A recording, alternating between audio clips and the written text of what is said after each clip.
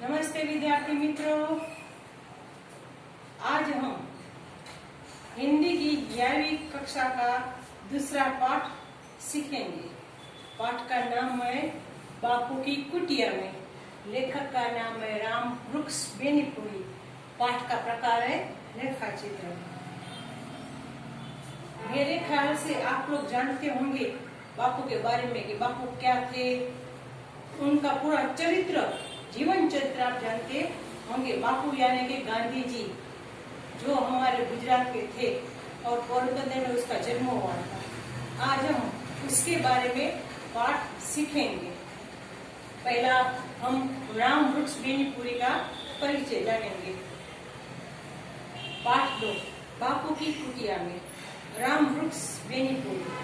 राम वृक्ष बेनीपुरी का जन्म बिहार के मुजफ्फरपुर जिले के बेनीपुरी गांव में हुआ था। बाल्यावस्था में ही उनके पिता का निधन हो गया था। इनका पालन पोषण इनकी मौसी ने किया था। सन 1920 में मैट्रिकुलेशन परीक्षा पास करने से पहले ही पढ़ना लिखना छोड़कर ये गांधी जी के असहयोग आंदोलन में कूद पड़े। वह कई बार जल गए। बाद में इन्होंने हिंदी साहित्य सम्मेलन प्रयाग की विशाल शिक्षा पास की। 15 वर्ष की अवस्था से ही वे पत्र पत्रिकाएं में लिखने लगे। राम वृक्ष बेनीपुरी बहुमुखी प्रतिभा के धनी थे।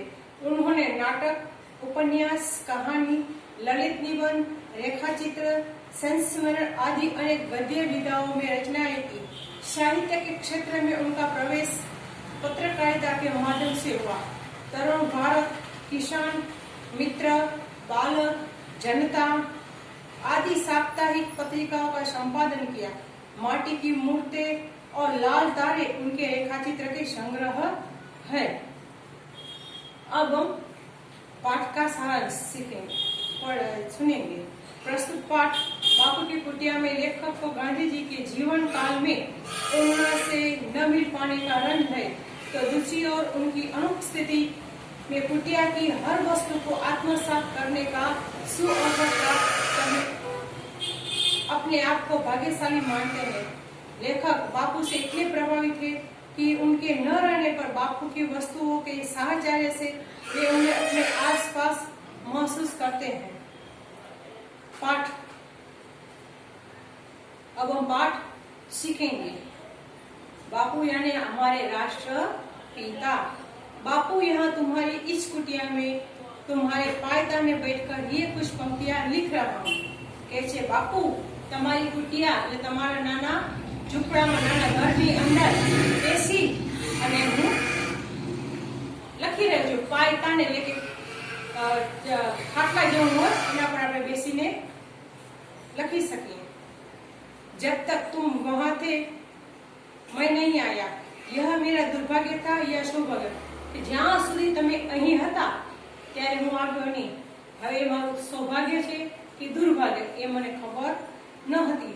दुर्भाग्य तो था ही, क्योंकि जिसने आदेश पर अपने जीवन के प्रवाह को मोड़ दिया, जिसकी आज्ञा पर बार बार अपने की संकटों में डाला और सबसे बढ़कर जिस विश्ववंद्य व्यक्ति के दर्शन के लिए दूर दूर देशों के लोग आते हैं, उनकी जिंदगी में उसके आवास स्थान पर पहुंचकर उसकी चरण रस से अपने मस्तक को धन्य न बना सका, यह दुर्भाग्य नहीं तो और क्या है। કહે છે કે બાપુ, હું તમે જ્યારે અહીં જીવતા હતા ત્યારે હું આવી ન શક્યો। હા, તમારી સાથે આંદોલનમાં જરૂર હતો, પણ તમે અહીં રહેતા હતા ત્યારે હું આવી ન શક્યો। હવે મારું સૌભાગ્ય છે કે દુર્ભાગ્ય? પણ મને તો એવું લાગતું હતું ત્યારે કે મારું એ દુર્ભાગ્ય છે, પરંતુ ના, विश्ववंद्य का अर्थ होता है विश्व भर में वंदनीय। गांधी जी છે એ ખાલી ભારત દેશમાં વંદનીય નથી, એ આખા વિશ્વમાં વંદનીય છે। એટલે કે વિશ્વ વંદનીય જે લોકો હોય છે, અને તમે પણ તો છો જ, એ લોકો હતા એ પણ તમને મળવા આવતા હતા, પણ હું આવી શક્યો નહીં, તમારી ચરણ લઈ શક્યો નહીં। તો એ મારું દુર્ભાગ્ય જ કહેવાય ને कि हूँ एक समय तमे જ્યારે हाजिर था ત્યારે न आ सको। फिर बापू, तुमने तो अपनी चरण धूलि से मेरे छोटे से गांव को भी एक दिन पवित्र बना दिया। કે જે તમારા ચરણોથી તો બાપુ मारू गाम पर क्यों बनी गયું पवित्र बनी गયું। अतः यह स्वतः ये उचित था कि जब तुम यहाँ थे मैं आता और तुम्हारे दर्शनों से तुम्हारे चरण स्पर्श से अपने जीवन को कृतकृत्य करता, पर यह सब नहीं हो सका कि हाँ એવું જરૂર છે કે તમે यहाँ હોત અને હું આવ્યો તો તમારી ચરણથી હું કૃતકૃત્ય ધન્ય ધન્ય થઈ ગયો હોત, પણ એવું બની શક્યું નહીં। મારા ભાગ્યમાં એવું લખ્યું ન હતું કે તમે જીવિત છો ત્યાં સુધી હું આવી શકું। किंतु देखता हूँ और आज यहाँ प्रत्यक्ष कर रहा हूँ आदमी का दुर्भाग्य, पर हूँ જોઉં છું आज હું प्रत्यक्ष જોઈ રહ્યો છું કે મારું કયું दुर्भाग्य હતું। कभी कभी सौभाग्य बन जाता है कि खरेखर जे दुर्भाग्य हो ने ये माणसનું સૌભાગ્ય બની જાય છે। लगता है देर आए दुरुस्त आए, એવું લાગે છે ભલે મોડો આવ્યો પણ સારી રીતે આવ્યો। कि कहावत बहुत ही सच है, यदि मैं उन दिनों आता तो क्या मैं तुम्हारे बिस्तर के इतना निकट इतनी देर के लिए स्थान पा सकता था? कि अगर તમે જીવતા હોત હતા ત્યારે હું આવત તો આટલો બધો નજીક, આટલો બધો તમારા નજીક હું આવી શકત અને આટલી બધી વાર અહીં રહી શકત। उस शांत एकांत में अकेले अकेले इस कुटिया से इतना तादाद में प्राप्त करने में सफल हो सकता था कि ए समय મને શાંતિ છે ત્યારે હું આટલી બધી શાંતિ મેળવી શકત ન મેળવી શકત। આ તાદાત્મ્ય એટલે આત્મીય કે એક બીજી કોઈ વસ્તુ હોય એનાથી આપણે અભિન્ન લાગણી હોય એને કહેવાય તાદાત્મ્ય, એટલે સરળ ભાષામાં આત્મીય। अरे तुम्हारे पायता में बैठकर अपनी लेखनी को इस तरह सार्थक करने का सौभाग्य उन दिनों क्या खाकर किस पुरातन पुण्य बल से पा सकता था।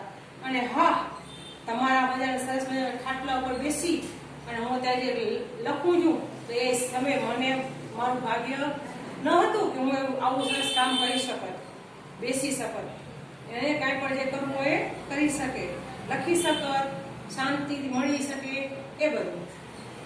तुम्हारा ये बिस्तरा खजूर की चटाई पर एक गद्दा डालकर और उसे खादी से ढककर बनाया गया। यह श्वेत शुभ्र बिस्तरा કે તમારી આ પથારી ખજૂરની ચટાઈ શેતરંજી ઉપર ગાદલું પાથરી અને એક સરસ મજાનો સફેદ ઓછા પાથરેલો છે એ ખાદીનો છે। बापू लगता है तुम अभी अभी यहाँ से कुछ देर के लिए बाहर गए हो और अभी अभी उस हृदयकारी मुस्कान के साथ पधारोगे। कैसे એવું લાગે છે કે બાપુ તમે હમણાં ને હમણાં બહાર ગયા છો અને હમણાં ને હમણાં પાછા હસતા હસતા અંદર આવશો। હૃદયकारी એટલે સુંદર રીતે સરસ રીતે અંદર આવશો। तुम्हारा यह बिस्तरा, तुम्हारा यह तकिया, तुम्हारी यह तुलसी की माला, तुम्हारा यह प्यारा चरखा, सब के सब यही तो कर रहे हैं कि तुम अभी गए हो अभी आओगे। તમારી આ પથારી, તમારો આ તકિયો, તમારી આ તુલસીની માળા, તમારો આ ચરખો એ બધું એમને એમ પડ્યું છે અને એવું લાગે છે કે હમણાં જ ગયા છો ને હમણાં પાછા आवशो।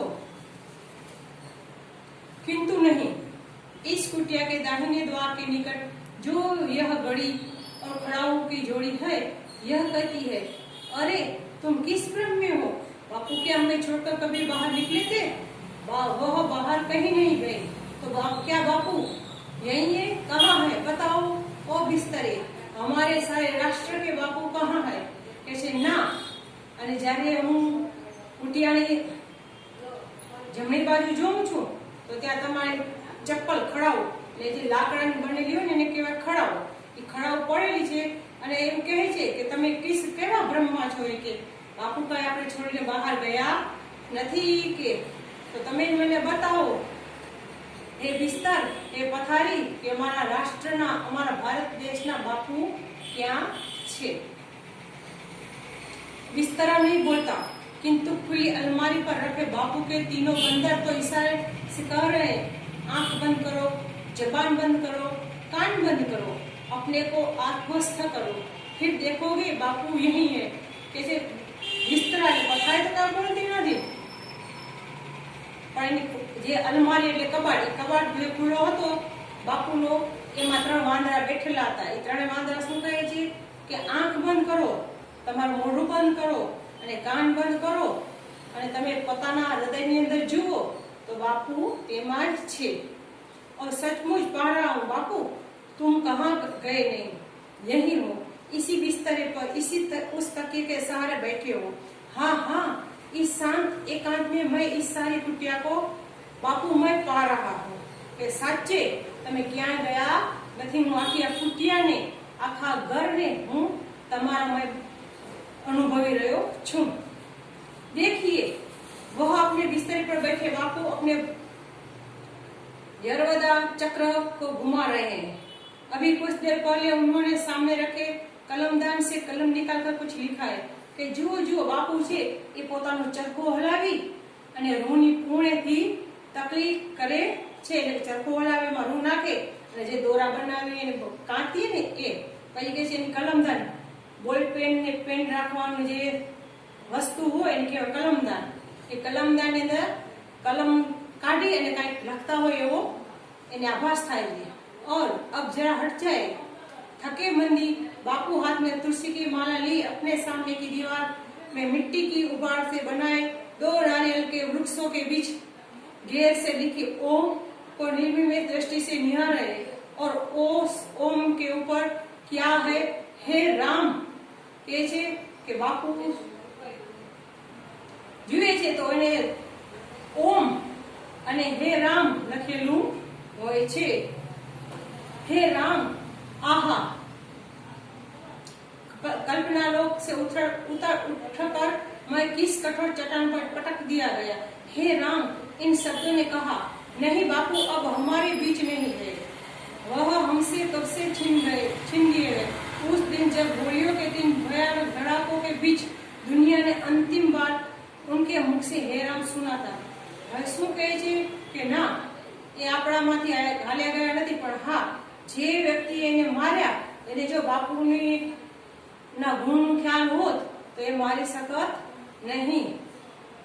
अब अगला पार्ट नेक्स्ट वीडियो में आएगा। धन्यवाद।